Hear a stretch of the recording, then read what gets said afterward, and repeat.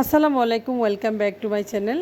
আরেকটা রেসিপি নিয়ে চলে আসলাম। আজকের রেসিপি হচ্ছে ডিম দিয়ে পরোটা। তো রেসিপিটা ভালো লাগলে অবশ্যই চ্যানেলটি সাবস্ক্রাইব করে পাশে থাকবেন।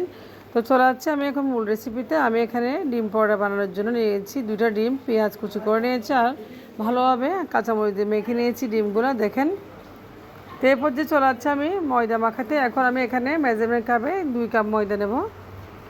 তো ময়দাগুলো ভালো আমি এখন তেল এবং লবণ দিয়ে মাখিয়ে নিব। যতক্ষণ পর্যন্ত তেল এবং ময়দার সাথে মাখানো হয় ততক্ষণ পর্যন্ত মাখাতে থাকবো।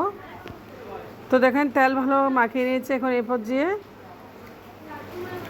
তো তেলগুলো একদম ভালোভাবে ময়দার সাথে মাখাতে হবে, তাহলে পরোটার ডোটা পারফেক্ট একটা ডো হিসেবে হবে।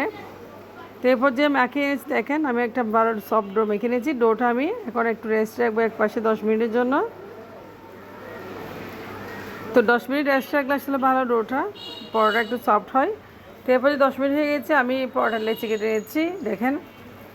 তো একটা একটা শেপ দিয়ে আমি পরোটাগুলো বানিয়ে নেবো আজকে, যতটুকু সম্ভব হয় ছোটো ছোটো করে পরোটাগুলো লেচি কেটে নিচ্ছি।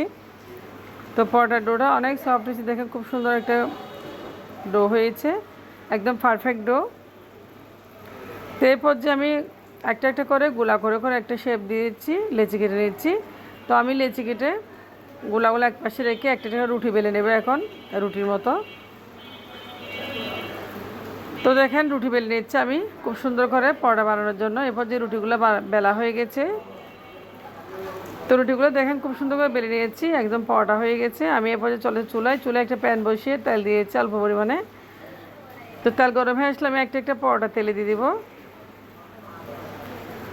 প্রথমে একটা পাশ হয়ে গেলে অন্য একটা পাশ উল্টে দেবো। একটা পাশ হয়ে গেলে আমি তো ডিম মাখানোটা দিয়ে দেবো। দেখেন কাঁচামরিচ পেঁয়াজ দিয়ে ডিম মেখেছিলাম, ডিম মাখানোটা দিয়েছি চামচ দিয়ে। এবার অল্প অল্প ডিম দিয়ে আমি একটা একটা পরোটা বানিয়ে নেবো, একদম ডিম পরোটার মতো। তো পরোটাটা খুব হেলদি, আসলে বাচ্চারা খুব পছন্দ করে। সকালবেলা নাস্তা হিসেবে আপনারা ছেলে পরোটা বানিয়ে খেতে পারেন খুব সহজে। তো আমি উল্টে পাল্টে পরোটা ভেজে নেব, যতক্ষণ পর্যন্ত পরোটা একটু মুচমুচে হয় না ততক্ষণ পর্যন্ত ভেজে নেবো, কারণ ডিম পরোটা একটু মুচমুচে হলে আসলে ভালো লাগে। তো দেখেন একটা পাশ হয়ে গেছে, আমি অন্য একটা পাশ হয়ে গেছে। এবার 2টা পাশ আমি উলটপালট করে ভেজে নিয়েছি। এখন আমি একটা পাশ দেখেন খুব সুন্দর করে একটা কুট করে পরোটার ভাঁজ দিয়ে দেবো। তো পরোটাটা উভয় পাশ হয়ে গেছে, খুব সুন্দর করে হয়ে গেছে, দেখেন মাশাল্লাহ।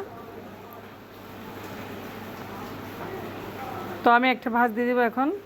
দেখেন ডিমটা একদম লেবে লাগিয়ে গেছে ভালোভাবে, পরোটার সাথে ডিম লেগে গেছে। আমি একটা ভাঁজ দিয়ে পরোটা আমি উঠাই নেব। দেখেন খুব সুন্দর একটা ডিম পরোটা হয়ে গেছে। তো এবার ছটপট ডিম পরোটা আপনারা বানিয়ে নিতে পারেন। তো আজকের ভিডিও একটু পর্যন্ত। আল্লাহ হাফেজ, আপনারা ভালো থাকবেন।